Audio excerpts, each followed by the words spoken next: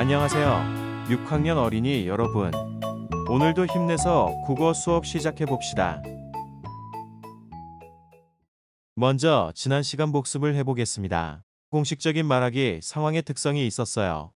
듣는 이가 잘 들을 수 있게 큰 소리로 또박또박 말해야 합니다. 그리고 듣는 사람은 당연히 집중해서 잘 들어줘야 합니다. 그리고 여러 사람 앞에서 이야기하기 때문에 높임 표현을 사용해야 합니다. 그리고 듣는 사람이 이해하기 쉽도록 자료를 활용하면 더욱 좋았었죠. 발표에 활용할 수 있는 자료들은 어떤 것들이 있었나요? 네, 화면과 같이 다양한 자료들이 있었죠. 이외에도 발표를 할 때 도움이 될 만한 다른 자료들도 다 활용할 수 있답니다. 자료를 활용해서 말하면 어떤 점이 좋은가요? 네, 듣는 사람이 흥미를 느끼게 할 수 있고, 정보를 효과적으로 전달할 수 있고, 듣는 사람이 더 잘 이해할 수 있는 장점이 있었습니다. 여러분들은 꿈이 있나요? 잘 때 꾸는 꿈 말고 미래에 원하는 꿈 말이에요. 한번 꿈에 대해서 생각해 봅시다. 저는 없는데요. 라고 말하는 친구들도 있는 것 같네요. 장래 희망만이 꿈이 아니랍니다. 아주 사소하고 작은 것이라도 꿈꾸는 게 있을 거예요. 어떤 물건을 갖고 싶다든지, 시험 점수를 더 잘 받는 것이라든지. 장래 희망도 괜찮고, 친구들이 원하는 것도 좋아요. 선생님의 국어 수업이 재미있어졌으면 좋겠다라는 꿈은 사양할게요. 한번 꿈에 대해 생각해보고 댓글로 적어보세요.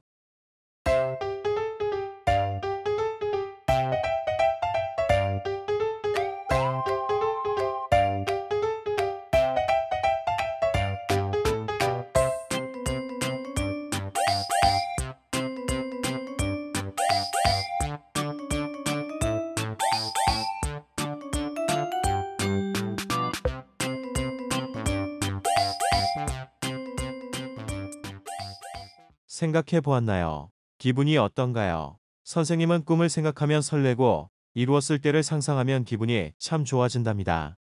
열심히 노력해서 꼭 꿈을 이루어야지 하는 생각도 들고요. 오늘은 여러분들이 발표할 내용을 준비해보는 시간을 가져볼 거예요. 이번 교과서 내용이 모둠에서 친구들과 같이 하는 내용들이 많아서 많이 바꾸려고 해요. 잘 듣고 교과서 내용을 바꿔가며 수업을 들어주세요. 교과서 104쪽입니다. 먼저 가운데에 우리의 미래를 두 줄 긋고 꿈으로 바꿔주세요. 우리는 이제 나의 꿈에 대해서 발표를 하려고 해요. 나의 꿈과 관련해서 무엇을 발표할지 생각해 봅시다.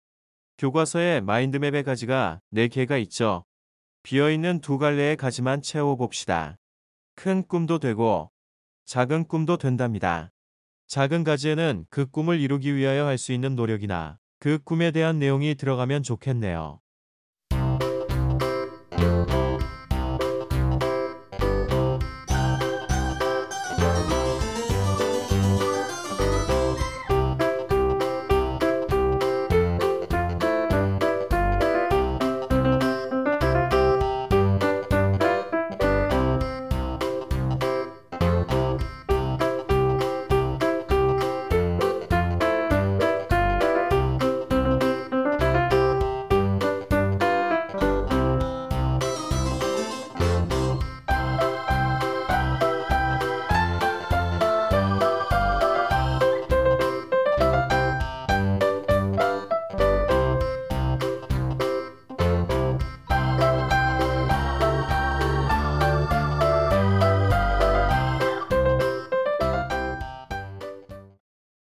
백사쪽 마인드맵에서 적은 것을 바탕으로 여러분이 발표하고 싶은 주제를 하나 선정해보고 어떤 내용을 발표할 것인지 정해보도록 합시다. 간단하게 선생님이 한 것을 예시로 보여드릴게요. 선생님의 꿈 중 하나는 여러분을 교실에서 좋은 모습으로 맞이하는 거예요. 그래서 주제를 우리 반 친구들 맞이하기로 잡아보았어요. 내용은 우리 반 친구들 등교를 하게 되었을 때 물리적인 준비와 마음의 준비를 넣어보았어요. 물리적 준비란 학교 소독이나 자리 배치 같은 것들을 말해요. 마음의 준비는 알죠? 여러분도 주제를 하나 정해서 어떤 내용을 발표할 것인지 한번 써보세요. 시작.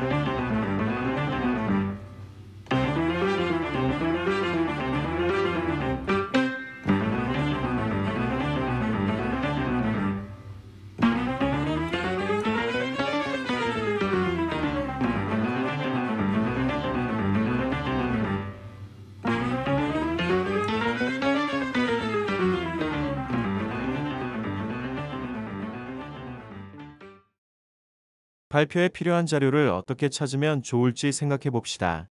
3번에 1번이에요. 발표할 내용에 따라 필요한 자료는 어떻게 달라질까요? 질문이 뭔가 당연하고 이상한 질문이에요. 당연히 내용에 따라 필요한 자료는 달라지겠죠. 3번에 2번이에요. 나의 발표에 필요한 자료를 어떻게 찾으면 좋을지 쓰는 시간입니다. 선생님이 정한 주제로 예시를 하나 들어보자면, 선생님은 교육부의 발표 자료가 필요해요. 어디서 찾으면 좋을까요? 네, 맞습니다. 뉴스 기사 또는 인터넷 검색으로 알아보면 되겠죠. 여러분도 여러분의 발표 주제와 내용에 필요한 자료를 어떻게 찾으면 좋을지 표를 채워봅시다. 시작.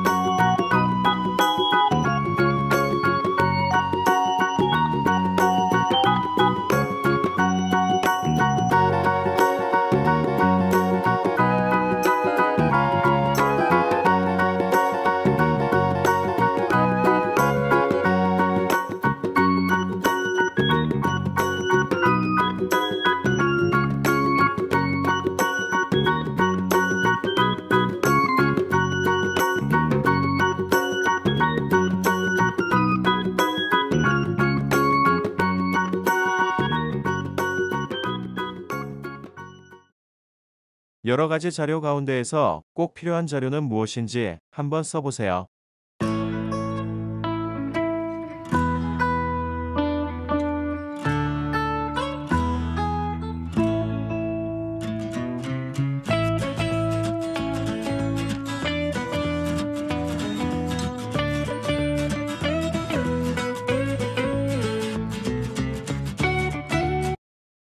3번의 3번 아래에 있는 내용을 한번 같이 읽어볼까요?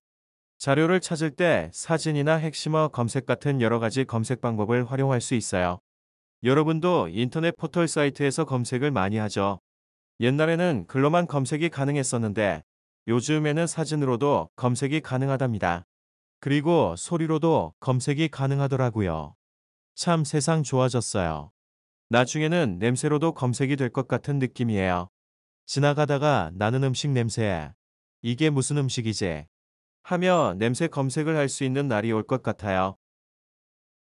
여러분, 우리는 오늘 수업한 내용으로 발표 준비를 한 다음 여러분이 등교한 뒤에 자신의 꿈에 대해서 발표를 할 거예요. 그럼 발표하는 상황은 어떤 상황인가요? 네, 교실에서 학급 친구들에게 발표하는 상황입니다. 교실에서 학급 친구들에게 발표하는 상황에는 어떤 특성이 있을까요? 여러 사람 앞에서 발표하고요. 발표 장소가 넓은 편에 속하죠. 그래서 교실에서 발표할 때는 여러분이 준비한 자료를 어떻게 제시하면 좋을까요? 네, 발표 장소가 넓기 때문에 뒤에 앉은 친구는 여러분이 제시하는 자료를 보기 힘들 수도 있어요. 그래서 멀리 있는 친구도 잘 볼 수 있도록 자료를 크게 제시하는 게 좋답니다. 5번입니다. 자료를 활용할 때 주의할 점이에요. 그림가를 봅시다. 어떤 상황인가요? 불꽃놀이를 하고 있는 동영상을 제시한 것 같군요. 그런데 반응이 어떤가요? 동영상이 너무 긴가 봐요. 발표하는 친구는 어쩔 줄 몰라 하며 불꽃놀이 하는 영상에만 빠져 있군요.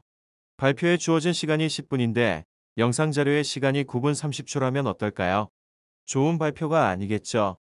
자료의 길이는 적당해야 한답니다.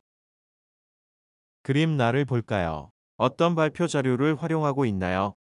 네, 각종 도표들이 있고 세 가지의 도표를 한꺼번에 제시하고 있네요. 세 가지의 도표가 한 번에 있어서 자료가 너무 복잡하군요. 저 자료를 어떻게 바꿔주면 좋을까요? 역시 여러분들은 천재군요. 네, 한 화면에 하나씩만 제시하면 더 좋을 것 같네요. 그림 달을 봅시다. 상당히 중요한 내용이에요. 여러분, 선생님이 그림을 활용할 때 화면 아래쪽에 어떤 단어들을 본 적 있나요? 지금 화면에도 있군요. 무슨 내용인가요? 네, 맞습니다. 자료를 활용할 때는 꼭 출처를 밝혀야 한답니다.